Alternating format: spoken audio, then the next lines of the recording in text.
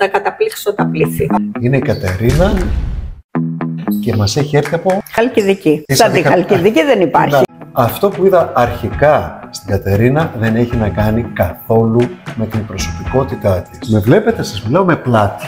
Γιατί δεν θα κάνουμε ένα τυπικό βίντεο σήμερα, γιατί η καλεσμένη μου είναι έξω από τα πλαίσια. Καθώς μιλούσε στην κουβέντα που κάνουμε, έμενα λίγο με το στόμα ανοιχτό. Μας τρελαίνεις. Τι καλός που είσαι, βρε. Εάν η αλήθεια είναι καλή, τότε είμαι καλός, γιατί λέω την αλήθεια. Αυτό που είδα είναι κάτι εντελώς διαφορετικό. Έχω μεγάλη αγωνία να το βγάλω αυτό στην αγαπητή Κατερίνα. Εγώ σε αγαπάω. Σε αγαπάω χρόνια, σε παρακολουθώ χρόνια και είπα με την κόρη μου τελείωσε. Θα πάμε να δούμε το Γιάννη. Και είμαστε σίγουροι για το τι θα μας κάνει. Δεν υπάρχει τίποτα πιο συγκινητικό από αυτό. Σε αγαπάμε. Σε αγαπάμε. Πολύ. Είμαστε έτοιμοι να δούμε την Κατερίνα. Η μεταμόρφωση είναι θεαματική.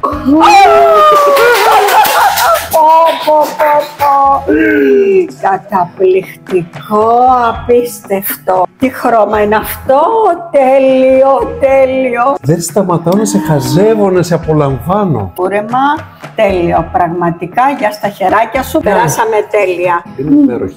Ευχαριστώ πάρα πολύ. Ελπίζω να άρεσε και σε εσάς η Κατερίνα.